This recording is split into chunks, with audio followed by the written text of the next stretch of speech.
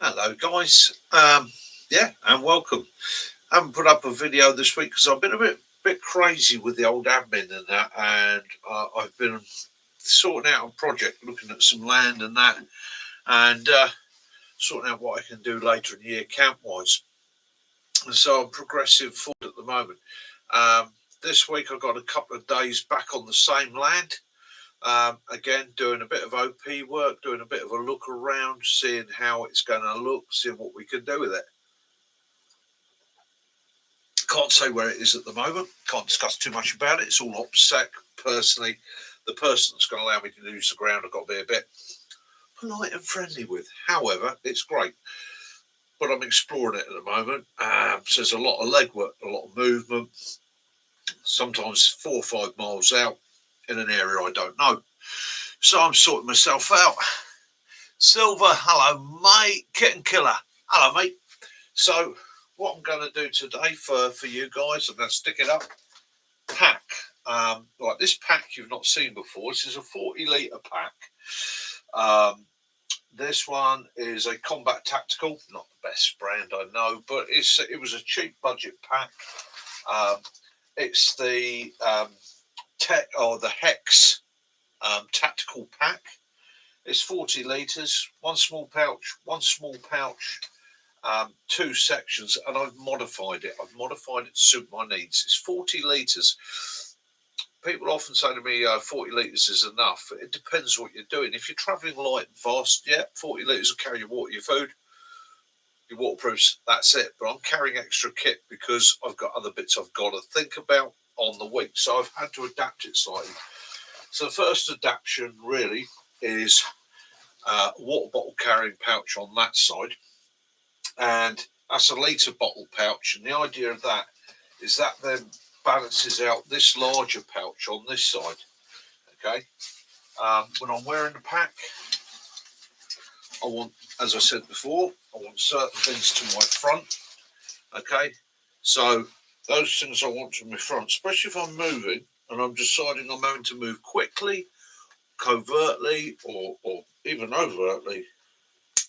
On the pack on this does have a waist strap, which I'm not really using because it's only 40 litres. So it looks a bit tactical, and I know I laugh at people that are a bit tactical sometimes. I go, "Ooh, it's a bit over the top. You're not in combat now, son."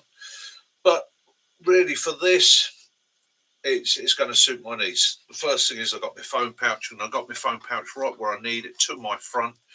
If I wanted to be super tactical or covert, I could run an earpiece from my phone, throw up mic and rest it from there, and literally use suppressor on it, use something like Zello. Next thing on is here, because I'm out quite late at night, it's a head torch in there. Don't like using white light at night unless I really have to, but that has a head torch in there, and it's to hand. So if I have a casualty, become a casualty, have an issue, I've got a white light there, head torch, nice and powerful, right where I need it, near my face. Okay, that one there, you've all seen that one before. Got my standard red light in there, it's to hand. Compass pouch in there, so a compass pouch in there, beta light, it's secure locking. Right, got my monocular and my monocle in there, vision. So vision's important, especially if you wear glasses, guys, you've got to think about it. Tucked down at the bottom of that, small pack of wipes. Again, more than anything, not just for blowing my nose, wiping my bum, but cleaning my glasses, my lenses, bits and pieces there, because I'm out in all weathers. Tucked just down in the front of that is an aid pouch, and in that aid pouch is a few basic meds that I might want with me. You know, it's that whole thing, you get a bit of a headache, you're doing something, you've got a bit of a pain coming on, bit of deli belly, you know, you get a bit of an upset tum, you've had a curry too much the night before, got some antacids and that in there to treat all that sort of thing, and it's to hand, so you can literally reach back, take your water, have a swiggy of water, and away you go. And again, when you're packing, my water pouch is on my bag on the opposite side, so it's there. It's a small light pack. I see lots of people doing this whole tactical thing, you know. It's like I take one sleeve off, comes round, got my water there, I can go to my water, yeah, put it back on and move. Yeah, I'm not tactical. Nobody's chasing me. I don't need to be that covert and overt with it. So again, it's put the things where you can find them, where they're handy to you. I don't always want to take the pack off if I'm on the move, right? And if I'm that thirsty, to be honest with you, I'll stop for a brew. I don't see much point in me walking and drinking at the same time. Or quite often, I've got my litre bottle on my pack and I might have a 500ml in my pocket, and I live in my trouser pocket. So I can go to it like that. Because again, if you're doing long distances, you don't want to be swigging huge amounts of water. You should have a good dose of water before you start to hydrate yourself, and then little top-ups as you go. So that's really the front covered. The pack itself, it's not a bad pack. Okay, like I say, it's got one large section at the back, full length. One full length, I'd say it's 2-3 inch wide. And again, a couple of small pockets on the front of that. And at the moment, it's working out quite a nice little pack. It's working out ideal. This week, it's sorted me. I'm going to do a couple of little adaptations, little modifications to it, because it's a nice mid-range pack. Ideally, that pocket would have been green as well, and it would have just made it a little bit less tactical. It's anyhow, so let's pack this out. Let's think about this week. So where am I? Can't tell you.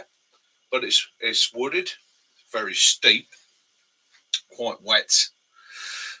Sun goes down early because of the valleys. Well, that's a bit of a hint. The valleys can be tabbing quite a distance. Can be tabbing. I mean, I'm talking a sort of 2-hour tab. So again, it's not. I'm going to carry huge amounts. I'm not going to be out there for days, but I want to be able to think to myself, do you know what? Going to be 2 or 3 hours before I get back, and the night's drawing in. It's getting a bit cold, it's getting a bit chilly, and I have been out there so far through 1 in the morning on 2 occasions. So again, it's that adaptive kit. Sort yourself out, living Lavoo. Hi mate. Hi sweetheart. Hi Stuart. Hi Max. Hope you're good. Yeah, that 101's absolutely awesome. It's a hell of a thing to drive, but there'll be more on that in future videos. Right, so this pack, where are we going with it? Right, so let's think. The most unlikely thing I'm going to want on my travels, but I want to have it with me just in case, scoff. Okay, so I'm going to stick my scoff right down the bottom. 1, it's heavy. 2, I'm not going out thinking I'm going to eat on this one. I'm going out thinking if I do get stuck, I might need to make some food. So let's get on with scoff. Let's what scoff kit shall I carry this week? And I'm doing this all pretty much off pat, so it's as we go, so you have to bear with me. I have to think a little bit about what I'm doing in my organisation. Right, so I'll take my favourite stove system with me because it's quite small, simple and discreet. So we'll take the GI stove, just have a look inside, make sure there's a little meths burner in there, 3 coffees, small spoon. So we'll slap that in that bag.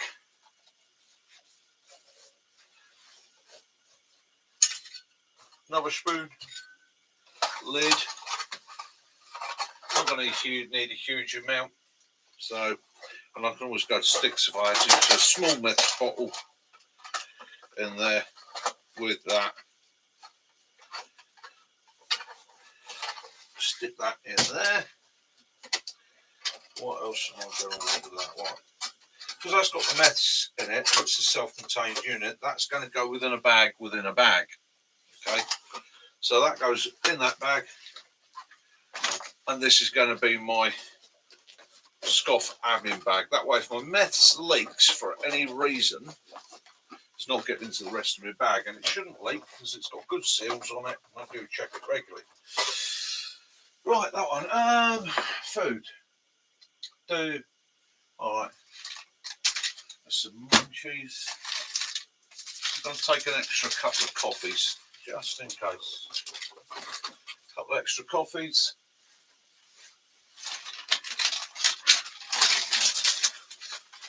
I'm going to take what we got there?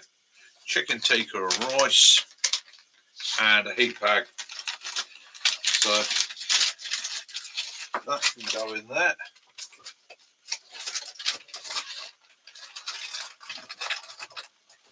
That can be eaten hot, cold, preferably hot. What else have I got in here? Better take the racing spoon with me. Can't see a lot from there. Let me just move you guys a little bit. You can see a little bit more of what I'm doing, admin-wise, whilst I'm in here. Right, so a scoff. Do I think I need anything else? Yeah, I'm going to put a trail mix in there just in case. Right, that's my scoff.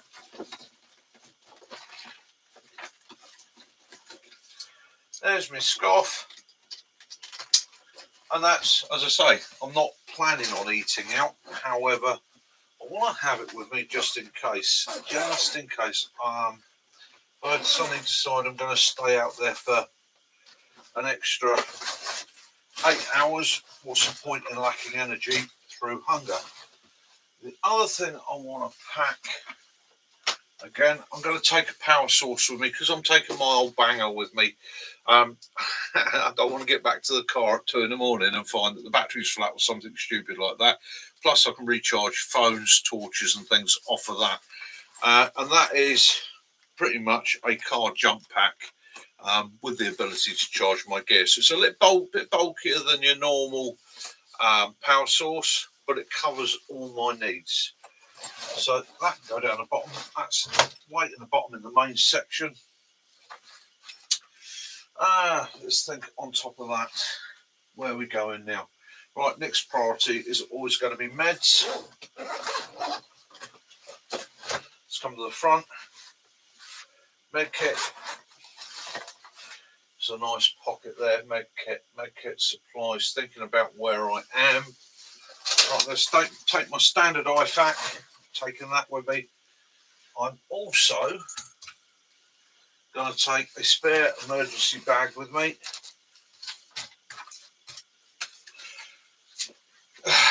Recce this week, there's a lot of pokers, a lot of chest pokers, low-level chest pokers, so I'm going to take a chest seal with me.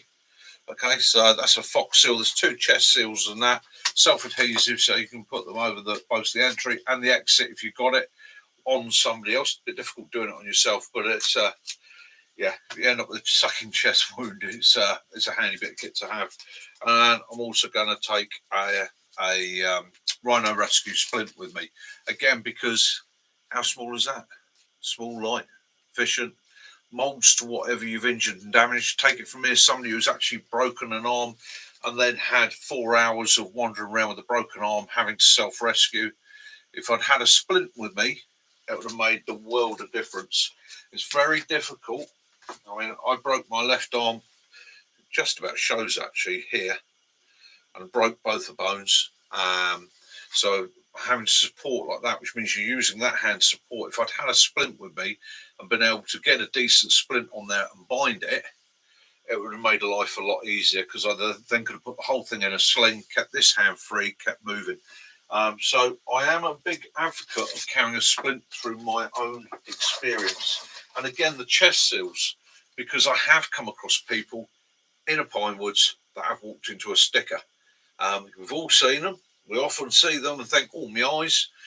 But you'll be surprised, that little thin piece of larch or pine that's poking out at chest height, if you don't see it in the dark, yeah, they will penetrate a long way. They're swines. To help with the splint binder, self-adhesive bandage, Kinzo tape, anything like that. Yeah, that's my go-to. So I can put the splint on. It's elasticated, it's self-adhesive, and I can literally, doesn't have to be tidy, wrap it round, bond it in, stabilise that injury. So that goes in there. So you see the med pouch is already filling up. It's already getting quite full. It's been cold this week. Expecting cold next week. Heat pads. Yeah, just 24-hour heat pads. 2 reasons. One, if I suddenly find myself really suffering stuck, it's a heat source. I can get it inside my clothing. Also, being a bit older, sometimes when it gets cold, I get aches and pains that can really give me some grief if I'm cold. And being able to put a heat pad on it and ease that muscle, yeah, helps. So heat pads, they're cheap, easy to get, no size, no weight, pack it in your bag. Why not carry it? And my little pack of tablets. Now, my pack of tablets is my meds. So that's an extra 24 hours of my meds. That is anti-diarrhea. That is mild pain relief, analgesia, burns treatments, antacids, anti-diarrhea, all that sort of thing in a little pouch like that. And there's not masses of it. I'm looking at a 24 to 48 hour supply maximum. And then that all gets sealed up in that front pocket there. I know what it is. There is no first aid patch on there. I'm not indicating to anybody else that there's first aid in there because there is nobody else with me. It's for me. I know what's in there. What more do I need? Okay. I'm not expecting anybody to have to come to my aid. In fact, where I am, I'm not really in. There's no chance of self-recovery or somebody coming to my aid. All right, so next pocket up. Outside, small pocket. Now, some people use that as an admin pocket. I quite often stick a spare pair of glasses in a pocket like that. I might stick a pair of gloves in there, whatever you. So we're going to work on that principle of where I am. Through the day, it's been quite nice at the moment. But like I say, once the sun's gone down in the evenings, that temperature has started to drop. So I haven't tried this yet. Let's have a look. One pair of gloves.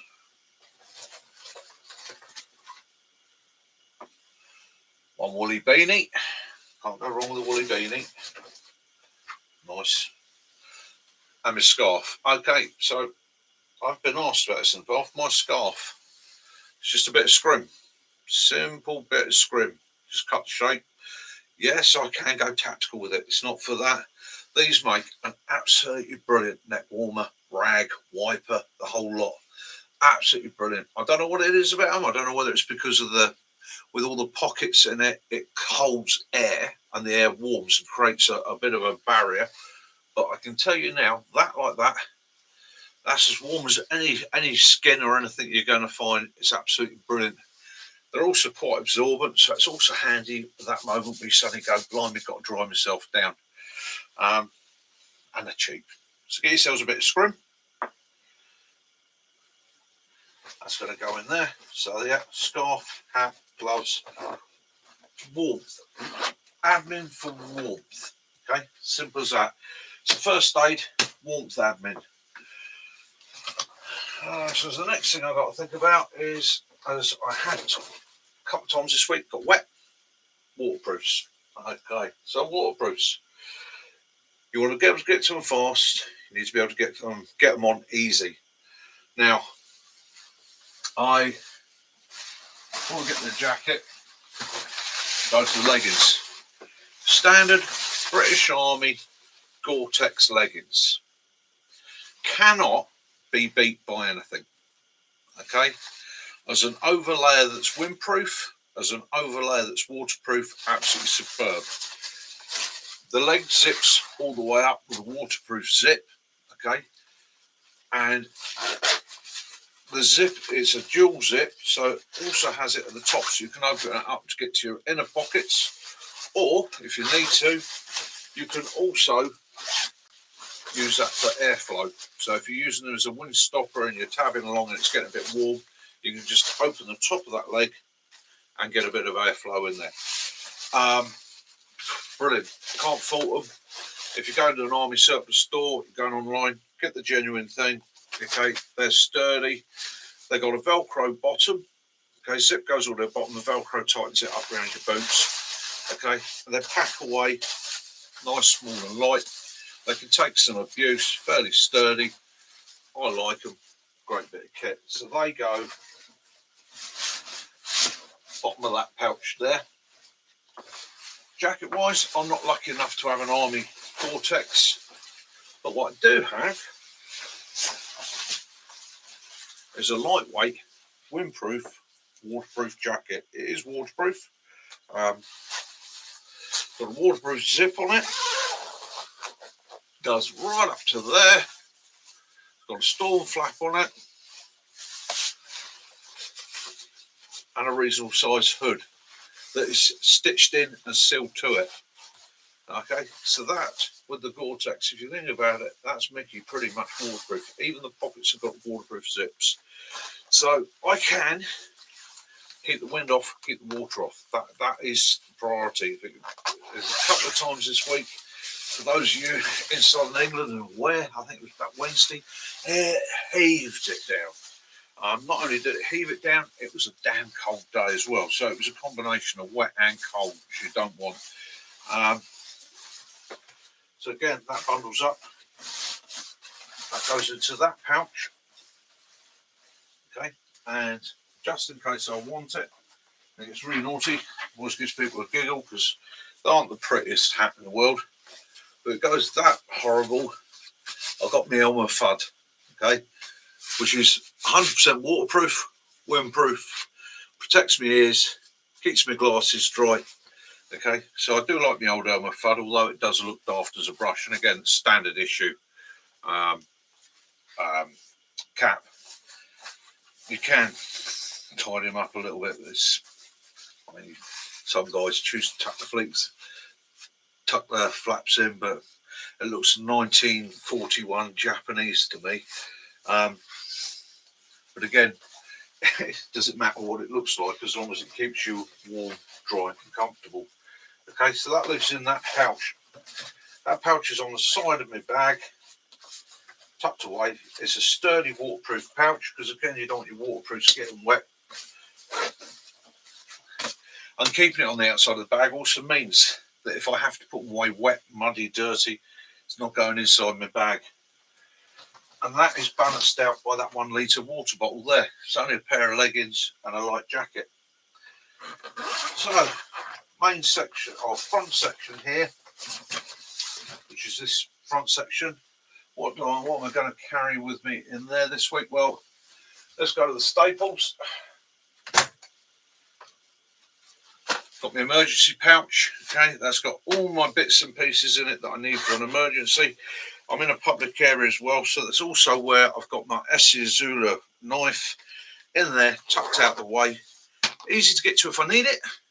Okay, but I'm not looking at actually carrying it for use. It's just if I do get stuck up there, I need to rig a shelter or something, I've got enough kit in there to cover almost any eventuality. And that also becomes the basis of a SHTF Get Me Home bag, okay, because it's got all those little bits and pieces you'd want with you. Simple little top shelter, and it is a small top shelter. It's not a big one. It's a 2x2, 4 pegs, 4 bungees, 1 tarp, bright orange, goes down there. Okay, that's in that front section. I don't need anything else in that front section now, so I zip that up. That also gives me carrying space, so if I've also got other gear that I want to take with me, I can do. I've got a bit of space there, so let's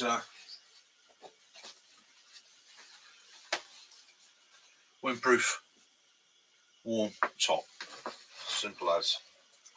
Now that is going to be the kit I'm carrying with me. That's everything I need. Let's tighten the bag up. It also leaves me space for those things, and we've all done it, where you're going to leave and you suddenly think, oh, I need to take that with me. Oh, I've got room for my camera. I'm not carrying my camera with me this week. But yeah, there we go. That's nice and light. Easy to sling on. It's going to be easy to carry, easy to move. Everything's partitioned out where I want it into pockets, so I can get to it, find it easily and simply without having to faff about. Because we all hate faff. We all hate it. So that's my pack for the week. Because I'm also messing about with that Dirty Great Big 101, I'm carrying an extra light, and I might actually take a book with me. Yeah, I'm going to take a book with me. Book I can recommend this week, The Postman. And if you're into your post-apocalyptic things, yeah, The Postman, great story, good book, thoroughly enjoy it. So I'm going to take that with me as well. I could clip on another emergency whistle, but I've already got one of those that's going to be around my neck. Do I need it? Not really. Let's bring it down. Let's bring it down to Mickey level. There we go. Let's get you comfy. Hope you're all comfy there, guys. Let's have a look through the comments, see how you're all doing. Grab me a cup of tea. So that's my admin sorted for the week. On top of that, things like my nicotine pouches, make sure I've got those. Latex gloves in the first aid kit, had to replace those this week. They got used. One of those situations. But yeah, it's all going well. I hope you're all good. And I am sorry that we didn't get video up this week. We didn't get one up because, like I say, I needed a bit of a break and we were busy as hell and going to be a bit busy next week as well. But after that, normal missions will resume. Going to be getting out doing some camps. I need to probably disappear off on my own for a day or so, do a bit of an overnighter. Anyhow, going through a drawer today, looking for a charger. And I've been driving this old 101 all week, which made me laugh because people sat there and went, yeah, I mean, I was like, yeah, I've driven those before, not a problem. Series Land Rover bus, easy peasy. And I was looking for the charger. I found a couple of pictures. So you've heard me mention, I mean, I've had pretty much every Land Rover from a Series 2A onwards. Up to the Disco 3. I've had everything they have ever produced, including my pride and joy. The one Land Rover, if I could get it back, I would have it back without a doubt. And that was that one. That was the lightweight, which we restored. Okay, now that's not the correct roof on it. That's a hard top roof off of an 88-inch Series 3. But I decided in the winter, because I had my sons in it, we were using it as a daily driver, to put the hard top on it. That's a photograph of it with its canvas on. The only way to travel in the summer is you take that canvas off, take the door tops off, fold the windscreen flat. Well, it's the only way to fly. It used to be great fun, absolutely great fun. And again, another nice photograph of her. I hope you can all see that well enough. It's not a brilliant focus, but yeah, old 2 1/4. Kaz helped me restore that, and that's a nice photograph there because you got the lightweight there. That's a North American Spec 90, okay, and yeah, he's not in that picture, but he's in that picture. The gentleman with his back to us there with the North American Spec 90 is the gentleman that gave me that Series 3 to restore. Okay, so yeah, cheers, Mac. We've had so much fun with that. Right, this is going to flash past. There you go. It's enough of that. So, the only thing that you've got that's a threat to you in the British Isles, okay, that's an adder. That was me. I photographed that adder probably 10 years ago. We used to have them all over the training areas, and I used to go out looking for them. Absolutely beautiful animal. Is it a threat to you? No, not really. If you're making a bit of noise, you've got your eyes open, you're looking down around you, you will find them. They will invariably move away from you as rapidly as they can. But if it's early mornings to late evenings and it's cool, they get a bit slow and lethargic. And then what tends to happen is people tread on them by accident. They will tag you. It's very rare. In fact, I think the last death was back in the 70s. But it will make you ill.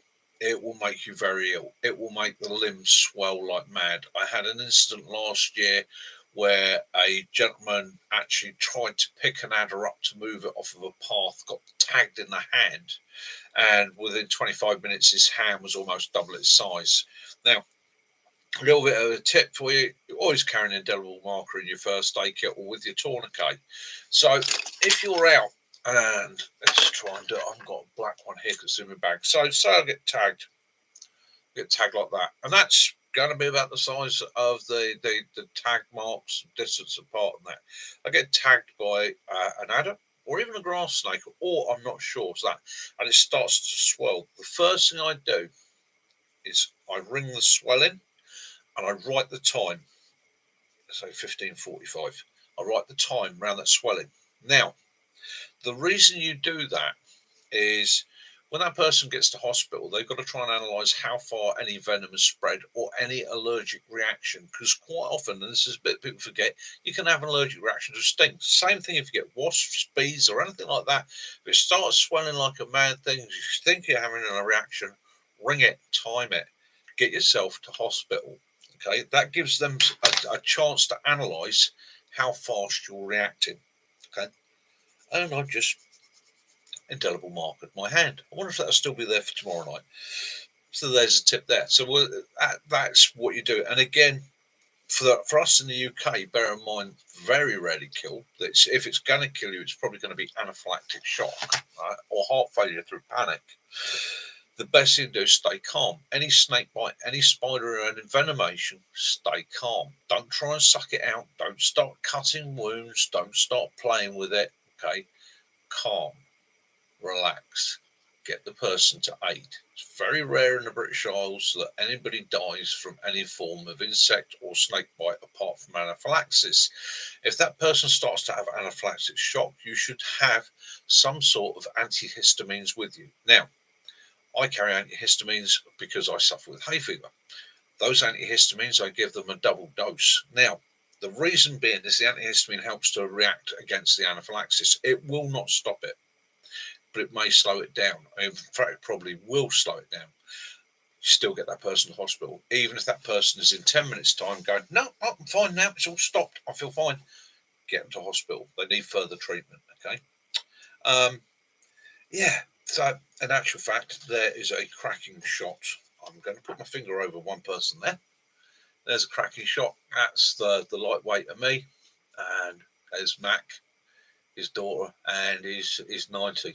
Yeah, so very proud day that was. That wasn't long after I'd finished the restoration on that. Took it round to see my mate, and he was like, "Oh, that's cool. That is cool." I was like, "Yeah, thank you very much."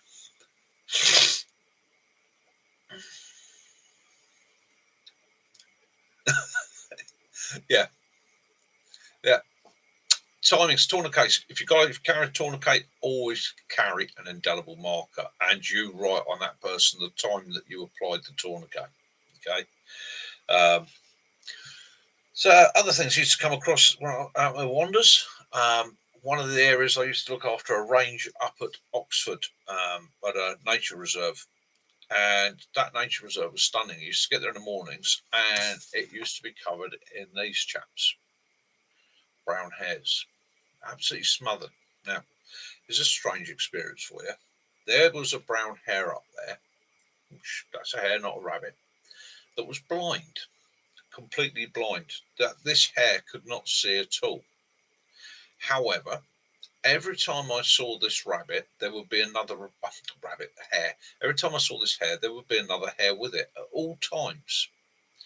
And what used to happen is the hare that had eyesight used to move in front of it. It used to move and then it would stop. And it would only go about a metre and then stop.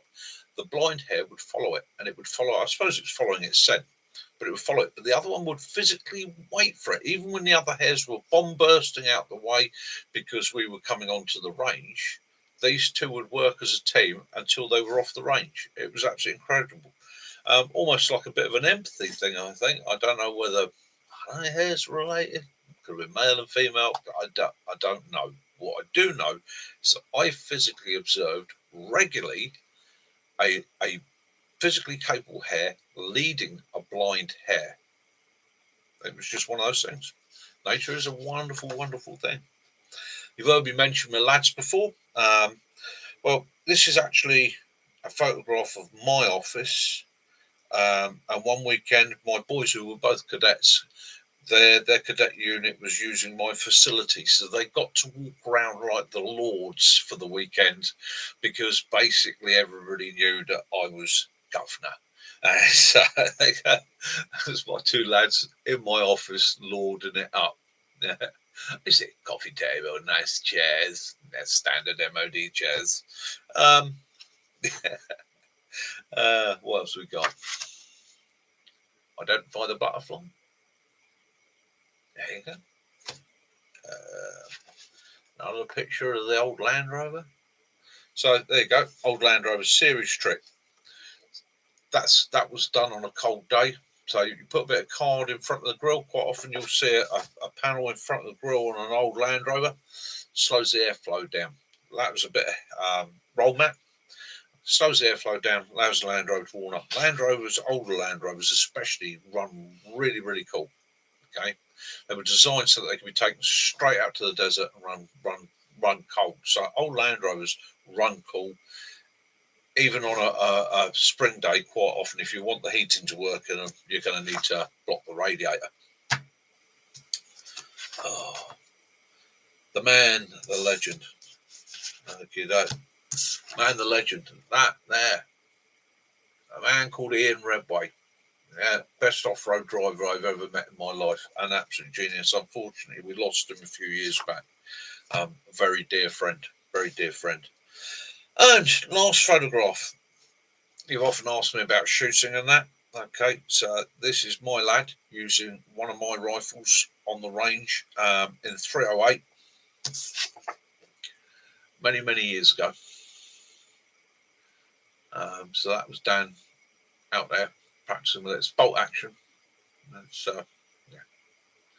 yeah. There we go. There we go. So a few photographs. I'm packing a bag. How you all doing? I hope you've had a glorious week. What have you all been up to? We've got Sunday social tomorrow night. We'll be back onto that as normal. Me, Kaz, entertaining you, but I just wanted to do something. So it had something from me this week. I was feeling rather guilty. Part of me just wants to go and crash out on the sofa, put an old film on, something like Kelly's Heroes or something like that, so I can just sit back and enjoy. What a glorious day, exactly.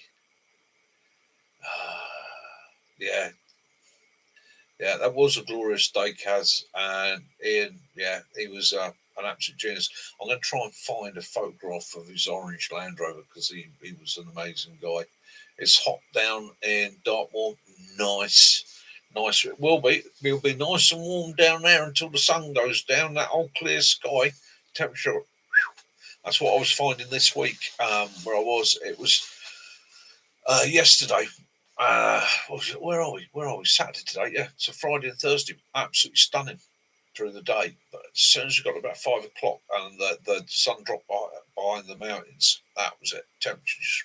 And by golly, by 6 o'clock there was ice forming on stuff. It was cold, absolutely cold. Lucy's out tonight, brilliant. Afro camping, fantastic. Jason, what do you mean? He's gold mine of knowledge. Cheers, mate. The trouble is like 60 years of gaining knowledge, and I just tend to waffle it off now.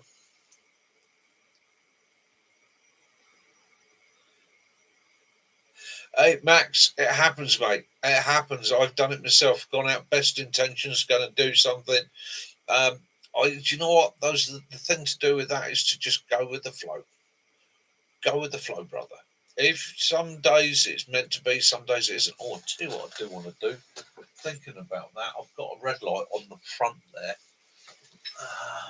Whilst I'm thinking about it, not being rude, guys, I am just going to. I'm just going to slap a red light on the back of that pack, just in case. Got my head torch, got the red light on the front. Yeah. Oh, small pouch, side of the pack there. I've got my Lansky World Legal in there. So, yes, I am carrying something more than my Swiss Army knife, and I am carrying it on the outside of my pack in a pouch. but it's a world legal knife. Nobody's going to moan about that, and if they do, hard luck, Sonny. Max, it comes, mate. When I first started filming, it really gave me the heebies. Wasn't comfortable with it. Didn't feel comfortable with it. It was constantly like, drive cats up the wall. I'll come back, show the footage. Do you think that's all right? Do you think that's all right? Do you think that's all right? And the truth of it is, Max, be yourself. Be yourself. Have fun doing it. I tend to look at the camera and I just think of it as being one of my best mates there, and I'm explaining things to him, and that's the way I do it. That's the way I do it. I talk to the camera like it's a human being. It makes people around me possibly look like I'm a bit of a lunatic, but I find that's the easiest way to deal with it myself.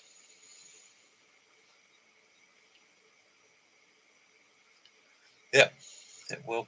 It will.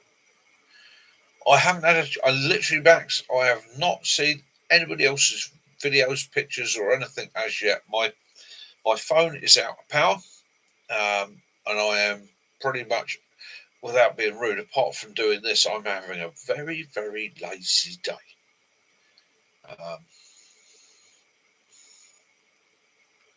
Yeah, I haven't had a shot. Yeah, let's see if I'll have a look in a bit. My phone's charging at the moment.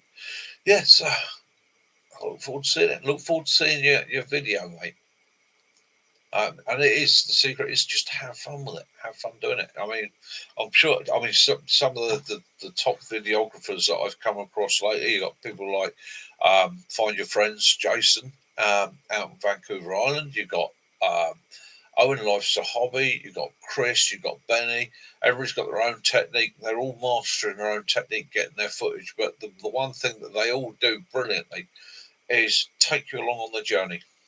Okay, that's what I endeavour to do, is try and take you along on the journey. Living Nauvoo did a cracking video this week and finished it off with a bit of a tribute to one of my shots. Living Nauvoo, thank you very much. Sorry you got a white bum. It's not my fault you're trying to mimic me, but I appreciate it. That was a great, gave me a real pickup. I got home very, very late, very, very tired, and Kaz went, look at this, and she showed me the footage, and I was like, do you know what, that made my day. Made my day. Somebody said, the shot of 2024. Thank you, mate. That was absolutely appreciated. Don't know if you're on here today with us or not, but there we go. Yeah, worst thing that can happen is nobody watches it. And to start off with, you won't get many people watching it, but they will soon learn. They'll soon find you. They soon come. People tell me, "Hey, we have 800 subscribers," and 1,800 or 1,900, 1,900 subscribers that come back week after week after week after week. Well, thank you so very much, every single one of you. I'd rather have that than 100,000 subscribers and only 10 views. Okay, so again, don't panic about it too much. It will come. Oh, there we go. Outlook new reference Max's knife. I will have a look at it. Let's see what we can do. Let's see if it's got enough power in it now for me to have a look at Max's knife. Are you going to play ball with me? Technology. Poor old phone's taken a bit of a bashing this week.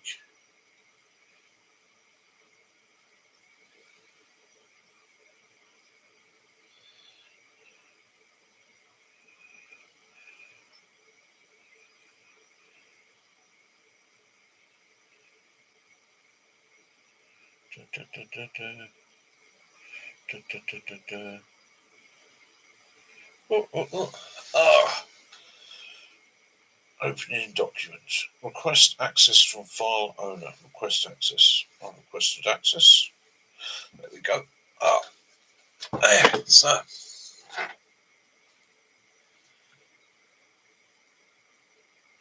Yeah. So what are we looking at? Yeah, it is. Yeah, it's do it for you. Do it for you. That's something about making your videos. Do it for you. Don't do it for anybody else.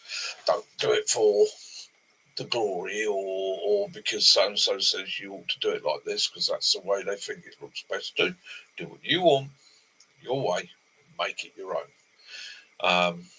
I see Funky Prepper's back with us. I see he's figured out something that I said probably about a year ago, which is try and stay off the political stuff. The powers that be and various people don't like people making political comments, and that can get you into a world of trouble.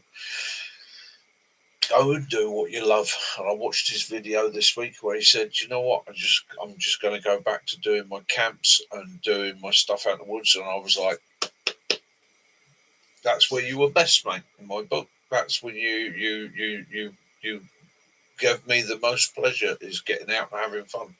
And that's the thing is get out, watch, and seeing others have fun.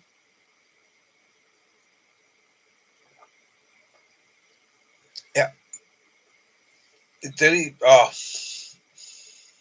Different things to do. Yeah, seen his live yesterday, but he didn't talk. He didn't talk prepping. Did he get all political? I don't think he's going to be able to help it. I think he's just going to be on the political thing the whole time, and that he's just going to get more trouble from it.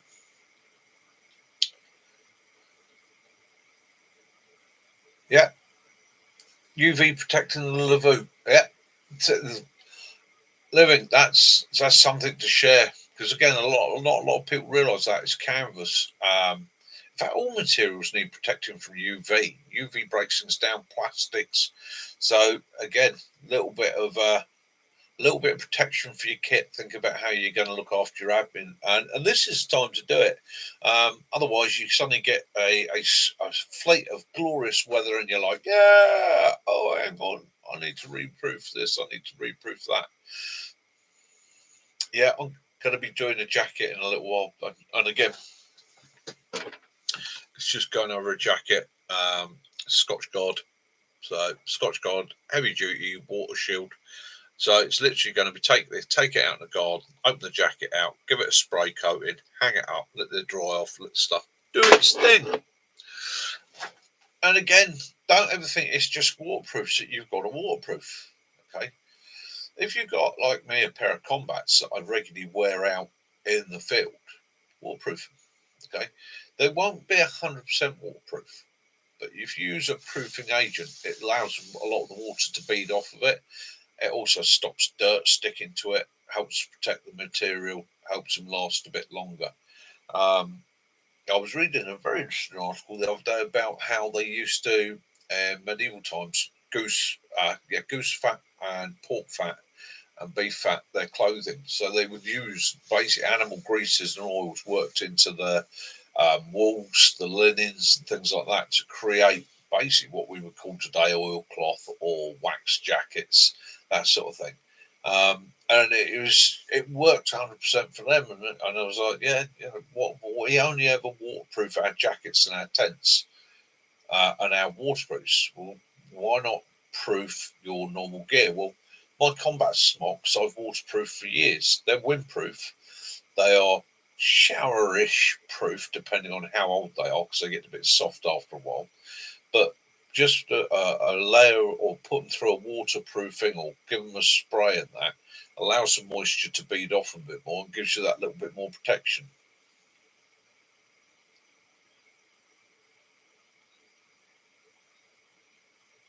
With a bit of string. Yeah. Using the bit of string to stop your thumbs from sliding down the hand drill. Yeah, absolutely brilliant method. Yeah, Funky did some really good camps back in the day. Unfortunately, he just got a bit caught up in the political side of things, and it grew his channel massively. But just, I think it. I personally, I might be speaking out of line. I think it didn't do him many favors. I think once you start going down the conspiracy rabbit hole, I don't think it's good for your mental health. Personally, I don't think it's good for your person with your mental health.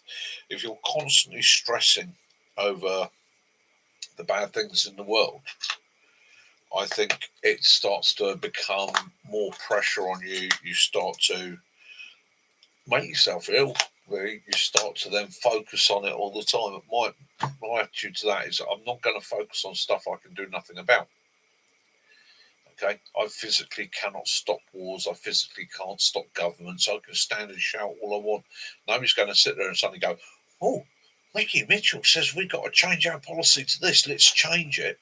No, it doesn't stop me caring either, because I do care a lot. However, I'm not going to let the problems of the world stress me out. I literally have got the attitude, I'm 60 years old now. I've learnt the lesson, which is if I can't do anything about it, don't worry about it.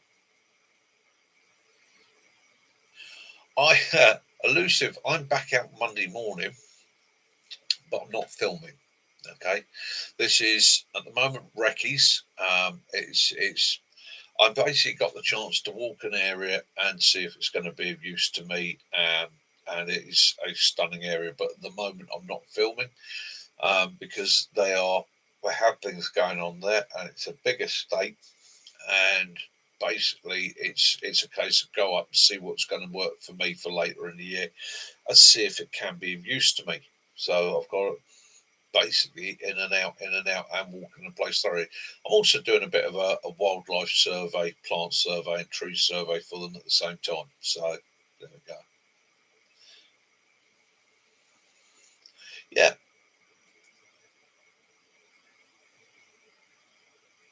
Yeah, it's I'm having a bit of fun. I mean, driving that 101 this week, I thoroughly enjoyed that. It's a horrible thing to drive. There will be a little video on that.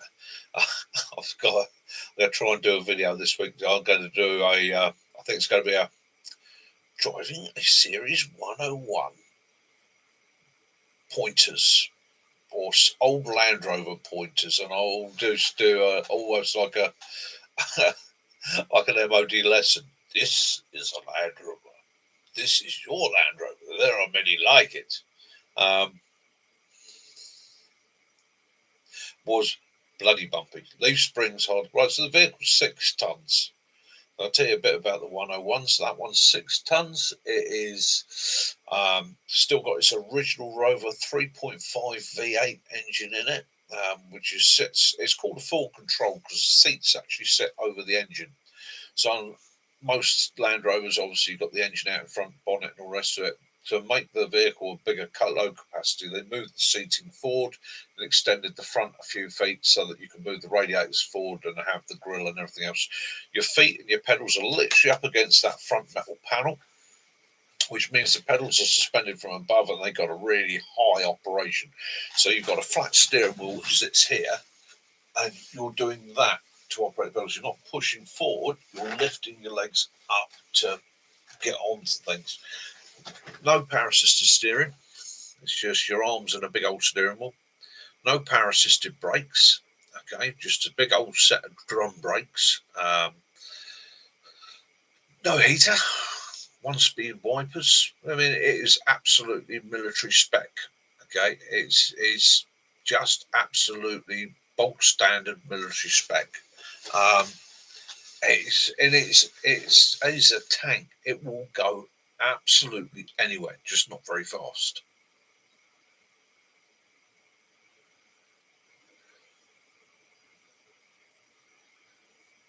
Yeah, it definitely does connect you to the road. It connects you to the road, every single bump.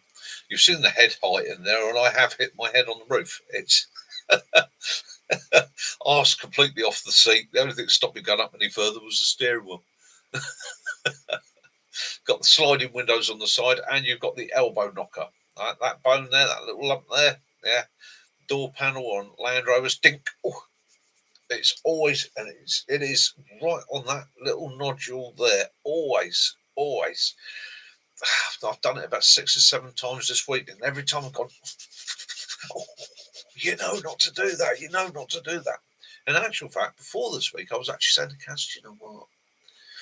Maybe we could find an old series and do it up again. Nah, days of them are done. I'm actually looking around for my next car at the moment. Looking around. Got plans for later in the year. Got a lot of travelling to do. Going to try starting a little business of my own. do a lot more filming, start running some courses for people. It's all in the future, nothing at the moment, nothing set in stone as yet.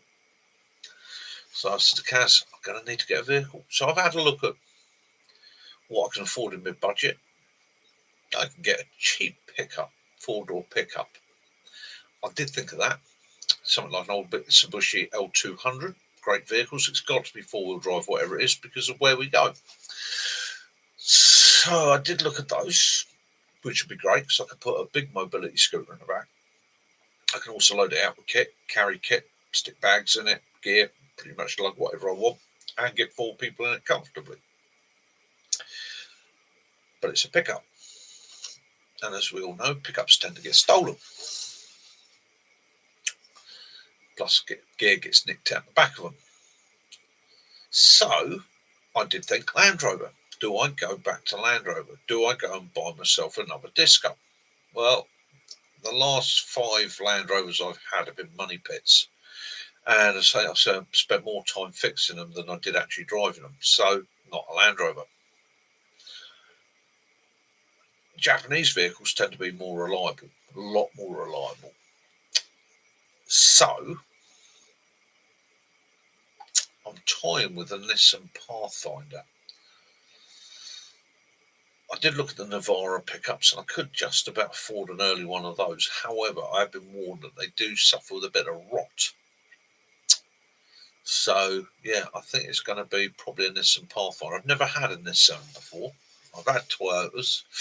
And I did look, before anybody says it, at Land Cruisers. I look lovingly at Land Cruisers. I've used Land Cruisers many times. To me, they are the ultimate vehicle. I would, if I had the income, I'd have a Land Cruiser. If I become successful, I will have a Land Cruiser because they're gorgeous, but they are juicy to run and they cost you the earth for the tax and all the rest of it.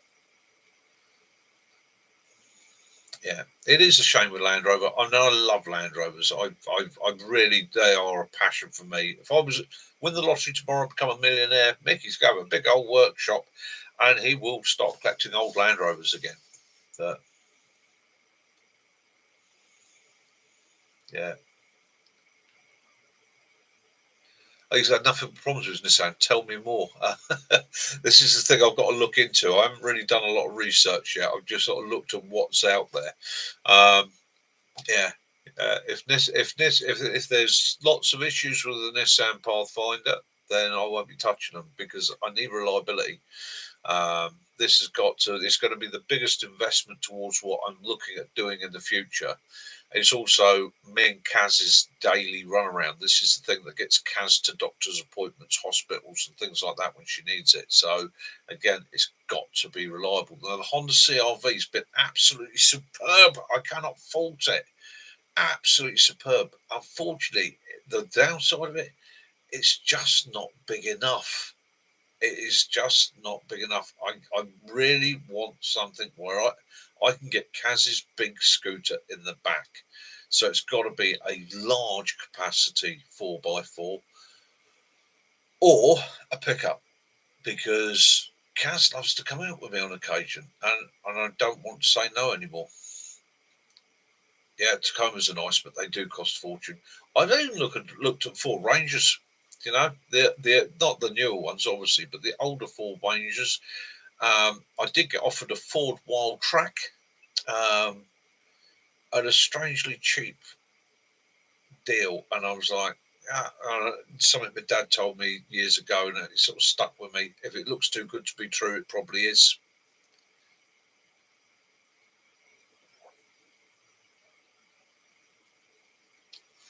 Yeah, see what you call the Tacoma over there, I think we call the Hilux here, and again, they are the pinnacle. But they hold their money. They are so reliable. This is the thing. It's one of the reasons I love the Toyota Land Cruiser. Toyota themselves as a company always had a brilliant ethos for making very, very reliable workhorses. They took what old Land Rover was, which was make a good, honest workhorse. It doesn't have to have all the luxuries, doesn't have to have all the bells and whistles, but it does need to be an honest, reliable worker. And yeah, I mean, you can go anywhere in the world, you will find the equivalent of the Toyota Hilux pickup, or you'll find a Land Cruiser working away quite happily. But yeah, I really, yeah. I mean, let's face it, the Land Cruiser Amazon 4.2, it's just bulletproof engine. Jeeps, I love Jeeps. There's only one Jeep for me though, and that is the XJ. I love the XJs. But here in the UK, a 4 litre straight six, which is bulletproof. I know everybody's going to say, but it's bulletproof, Mickey. You will never blow that engine up. It will never let you down. But again, the fuel consumption on it at UK fuel prices is just exorbitant. It would just cost me the earth. And our road tax is based on CC. So again, being a 4 litre, that's going to cost me a fortune. But yeah.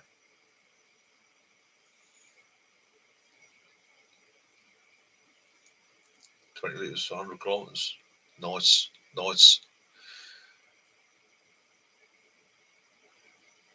Yeah, ZJ. Yep. Yeah. I just love that XJ. I just love it. There's the Cherokee. There's just something about it I liked. It ticked all the boxes for me. And even the shape. The shape was nice. Yeah, we've had 2 or 3 now, and I've absolutely loved them. Unfortunately, the 2.4 diesel was the Italian engine. I can't remember what the make it was now, but they suffer.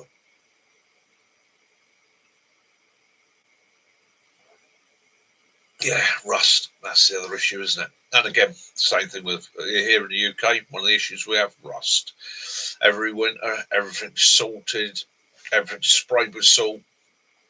It just destroys vehicles, unfortunately. And people don't think to clean the underneath of the motor off. They're washed out. I see so many people outside is absolutely gleaming. You know, the paintwork's gleaming. Never touch the underneath. And where's it going to rot? It's going to rot from underneath, isn't it? I did get offered. I've been offered this week. I got offered a Range Rover. Love the Range Rover V8 diesel.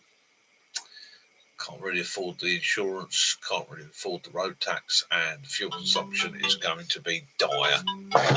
Oh, that's Jason. Hello, Jace. How you doing, brother? Hello, mate. You up and about?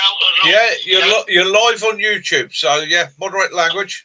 Oh, what's my language then? I've got about to kick Kaz out. All right, mate. No worries. See you in a bit. Bye. Yeah. There we go. Yeah, wet carpets don't help.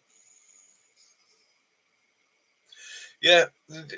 Again, pickup. I think any pickup, you're going to have the same issue. I used to drive Hiluxes all the time on the ranges and facilities, and it was one of those things there with them. You used to, especially in winter, if there was snow about and that, I used to chuck bags of sand in the back. Literally, just builder's sand. Stick a couple of bags of builder's sand in the back just to weight that back down, stick it over the rear axle. The other bonus with that is if you suddenly got somewhere it was really, really bad, at least you can slice the bag open, take a few handfuls out, throw it underneath it, or maybe even grit down a dangerous section of road for other people. It's one of the things I don't get I understand why in the UK we use salt over grit. And that is because in the UK, our freezing conditions don't usually last more than a day or two. So we might get snow, we might get ice, and they melt it using salt. Tomorrow it will melt, run away, and it's done. In places that have prolonged periods of snow, I notice that they tend to grit rather than salt because that they don't want that snow to melt. It's going to build up over several weeks. So if they melt it, it turns to ice. Ice is a nightmare. So what they do is they grit over it. That gives a little bit of grip on the snow. The next layer of snow comes down. They grit over the top of that, and so on, so on, so on, which makes it a little bit more sensible. And again, where they grit rather than salt, you tend to find that vehicles last that little bit longer. Hi, Gary. Yeah. But then, yeah, so there's part of me saying pickup would make more sense for what I'm looking at doing in the future. I don't know. It's a case of we'll see how our budget is in the next month or two.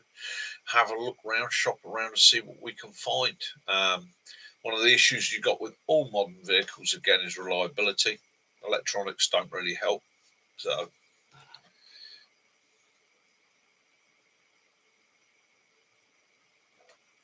and I'm damn sure the manufacturers today play a game where they literally go, do you know what, we'll program it into the ECU there. At 45,000 miles, put up this warning light and disable the glow plug sensor. And at 60,000 miles, the gearbox selector mode module will switch off. And then 60,000 miles, you go into the garage, it's gone into limp mode, it won't change gear. Oh, gearbox selector's gone, sir. I'm really sorry. You'll have to put that in for 3 days. It's going to cost you 800 quid, mate. The garages get to make the money, or the manufacturers get to make the money. And all it actually does is it goes in, goes up on a ramp, old module comes out, new module goes in. Probably costs them 50 pence from Temu, and it's done and dusted. But still, you don't know that, dear.